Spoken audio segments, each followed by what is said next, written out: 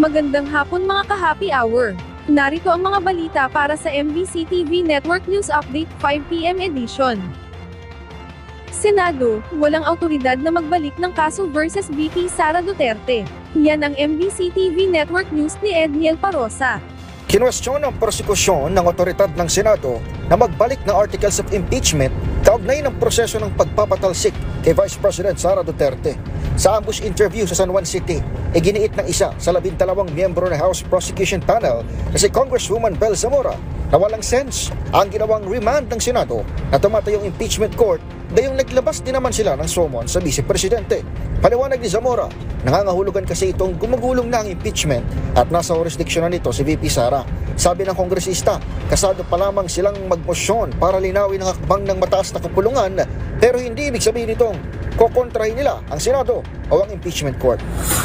Again, they issued summons, so it does not make any sense that they will return the article of impeachment. Ano po yung i-attach nila sa summons? Siyempre, kailangan nilang isama yung articles doon sa summons kasi yun po yung sasagutin ng ating Vice President. Ayun po, maski hindi po nakalagay sa rules nila yon, wala po silang authority. Gaya ng obserbasyon ng ibang miyembro ng panel, naniniwala rin si Zamora na may delay na ginawa ang Senado sa naturang proseso. Sa kabila nito at ng pag-adjourn ng 19th Congress, tiniyak ng opisyal, nagugulong pa rin ang impeachment at hindi na kailangan pa ng special session para rito. Let me put it this way. We saw the delay. We don't know their personal reasons for delaying it. So I don't want to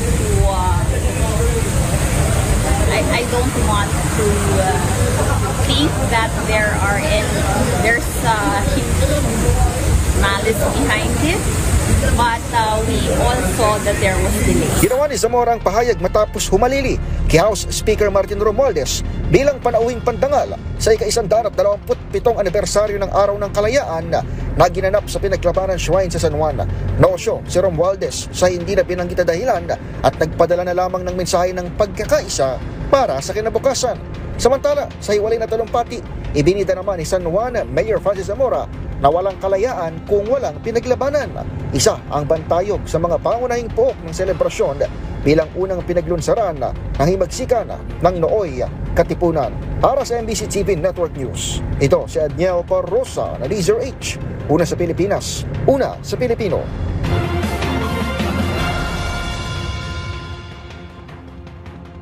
Samantala, sa MBC TV Sports, Nonito Donaire, panalo laban kay Andres Campos Biotechnical Unanimous Decision. Panalo Biotechnical Decision si The Filipino Flash Nonito Donaire Jr. laban kay Andres Campos sa katatapos na laban na ginanap sa Argentina. Nakuha ni Donaire ang WBA Interim Bantamweight title, nabatid na itinigil ang laban sa round 9 dahil sa cut na tinamo ni Donaire mula sa headbutt. Dahil dito, binase ng mga judges ang scorecard kung saan panalo si Donaire.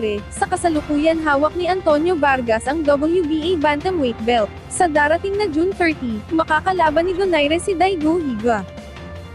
At yan ang mga balita para sa MBC TV Network News Update 5 PM edition. Samahan ninyo kami bukas, mula alas 9 ng umaga, hanggang alas 5 ng hapon.